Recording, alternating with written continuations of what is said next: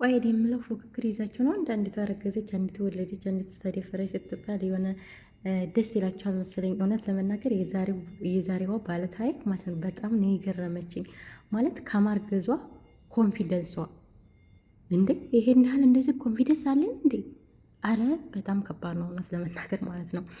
እንግዲህ የዛሬዋ ባለታሪክ ነፍሰ ጡር ነበረች። ነፍሰ ጡር መሆኗን ደግሞ የኢድ ዋዜማ ላይ ታወቀባት። የኢድ ዋዜማ ላይ ሲታወቅባት ሰውየውና ሴትየዋ ያው እንግዲህ የተለመደው ንጭ ንትርክ ሲጀምሩ፣ አቶ ሸቃት ደግሞ ልጇን ይዛ ለማምለጥ ወደ ሪፖርት ስትሄድ ከሪፖርት ተይዛለች ማለት ነው። የእውነት በጣም የሚገርም ነገር ነው። እንግዲህ ዛሬ ባለ ታሪካችን እዚህ ቤት ከመጣሁኝ 10 ዓመቴ ነው እና የ10 ዓመት ቆይታዬ በጣም ደስ ይል ነበረ። ከሴትዮዋ ጋር እንግባባለን፣ ከሰውየው ጋር ከልጆች ጋር በጣም ደስ የሚል ስራ ነበረ የምሰራው። ስራዬ በጣም ነው የምወደው። ነገር ግን በዚህ መሀል ደግሞ ፍቅር ያዘኝ ትላለች። ያ ፍቅር ያዘኝ ደግሞ ከሰውየው ነበረ። ሁለት ቤት ነው ያላቸው፣ አንድ አቡዳቢ አንድ ዱባይ ቤት አላቸው እና ከአቡዳቢም ከዱባይም ከዛም ከዚህ እያልን ነበርና ስራ የምንሰራው ሰራተኞቹ 2 ሰራተኞች ነን። እናም በዛ አጋጣሚ እኔ ሁልጊዜ አቡዳቢ ነበረ የምሄደው። አቡዳቢ ደግሞ የስራ ቦታው ነው። ሰውየው ብቻ ነው ሁልጊዜ የሚመጣ፣ ሴትዮዋ ብዙ ጊዜ አትመጣም እሱ ጋር እና በዛ አጋጣሚ አቡዳቢ ስንቀመጥ እንግዲህ ፍቅር ተጀመረ። መጀመሪያም ፍቅር ነበረብን። ከዛም ወደ ፍቅር አለም ገባን። ሌላ ነገር ተፈጠረ። ልጅ የመፈጠር ድረስ ተደረሰ።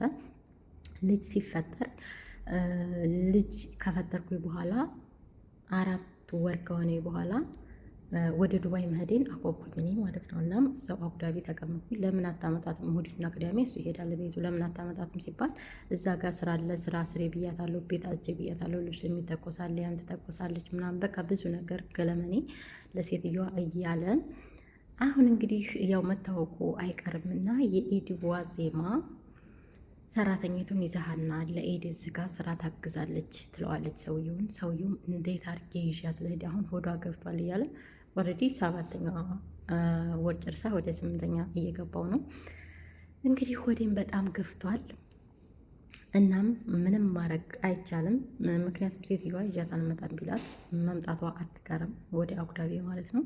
እናም ያው በዚህ ምክንያት ይነጋገሩና ከሰውየው ጋር ይዣት እመጣለሁ ብሎ ሰውየው ደግሞ በድፍረት ሰራተኛቱን በኮንፊደንስ እንግዲህ ይዤሽ እሄዳለሁኝ። ሴትዮዋ ምንድን ነው ካለችሽ ወደ ነፍቶኝ ነው ወይም ፍሬ ነው ብለሽ የሆነ መፍትሄ ስጫት፣ ካወቀችብሽ ደግሞ በቃ ምን እንደምትይዝ ሰቢ ምናምን የሆነ አለ አይደል ለሚስቱን እንደማገዝ ባህሪ ሆነብኛለች። ከዛም ሄደ አይቀርም ሀርነ ቤት ስንሄድ በቃ ሴትዮዋ ገና ከበር ስገባ በጣም ነው የቀወጠችው አለች። በጣም ቀወጠችው። ያኔ ስትቀውጠው ምንድን ነው የተፈጠረው ሲባል እንዴት ለካዛ ተቀማጭ አስቀምጥ ከቴም ከሰራተኛ ብላ ብድነኛለች ጊዜ አቶ ሰራተኛ ሰዎቹ ሲያወሩ ሰምታለች። ማለቴ ቤት አልገባችም ሰራተኛይቱ። ሰው ነው ይውና ሴትዮዋ በጣም ሲነታረኩ ልጅቷ ያው ልጇን ይዛ ለማምለጥ ነው ያሰበችው። ምክንያቱም መጀመሪያም ከሚስቴ ጋር ስለማልስማማ ከሚስቴ ጋር ካልተስማማሁኝ ቤት ተከራይቼ አስቀምጥሻለሁ ምናምን ብዙ ነገር ስላላት እሷም ያሰበችው እንደዛ ነበርና ሰውየውና ሴትዮዋ ሳይግባቡ ሲቀሩ አቶ ልጅ ሻንጣዋን ይዛ ፍርጠጣ ጀምራለች ማለት ነው። እና ፍርጠጣዋ ደግሞ በጣም ነበረ የሚገርመው፣ ዲፍረቷ ኮንፊደንሷ ማለት ነው።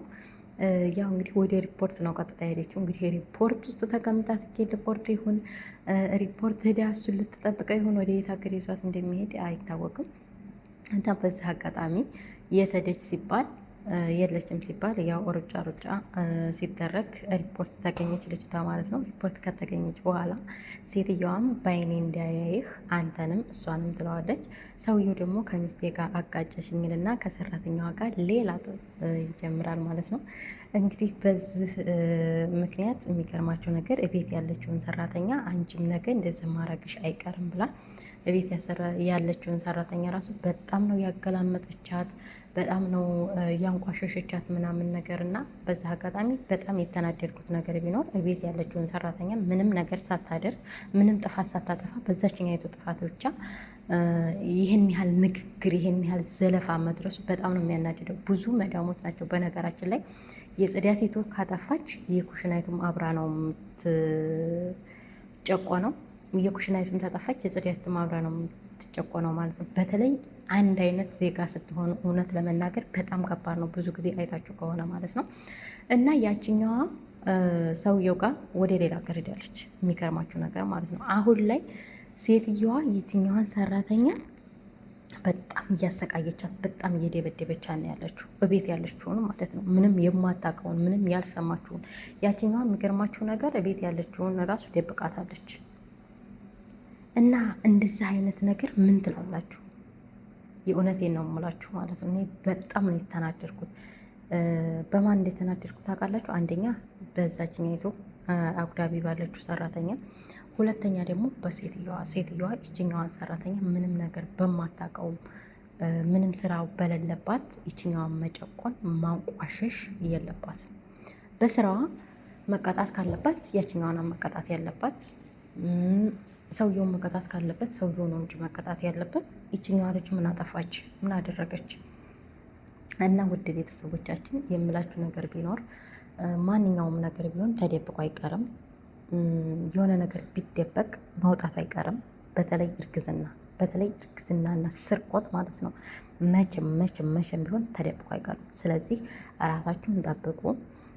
ብዙ ጊዜ እንደዚህ ለስራ ሌላ ቦታ ሲሄዱ ባትሄዱ ወይም ልጆች ጋር ጎረምሳ ልጆች ጋር ሄዱ ሲሏችሁ ወይም ሰውየው ጋር ሄዱ ሲሏችሁ አልሄድም ብላችሁ ራሳችሁን ብታስከብሩ ባይ ነኝ።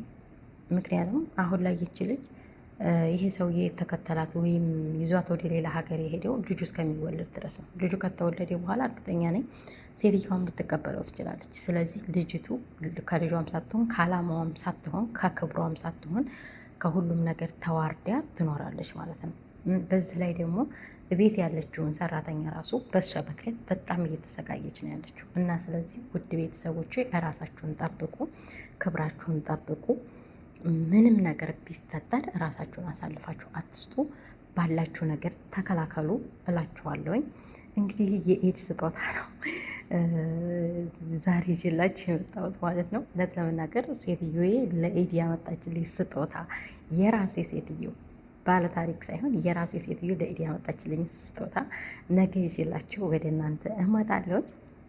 ቪዲዮን ከወደዳችሁት ላይክ፣ ሼር፣ ሰብስክራይብ ማድረጋችሁን እንዳትረሱ። እወዳችኋለሁ፣ አከብራችኋለሁ። ኢትዮጵያ ሀገራችንን ሰላም ያደርግልን። ራሳችሁን ጠብቁ፣ ክብራችሁን ጠብቁ። በክብራችሁ ላይ ማንም ሰው እንዲረማመድ አትፍቀዱ እላለሁ። ውድ ቤተሰቦች እወዳችኋለሁ። በሌላ ቪዲዮ እስከምንገናኝ ባይ ባይ። መልካም ኢድ ብያለሁ። ለመላው እስልምና ተከታታዮች እንግዲህ ወይ ነገ ወይም አርብ ነው ኢዳችሁ የሚሆነው። መልካም ዓመት በዓል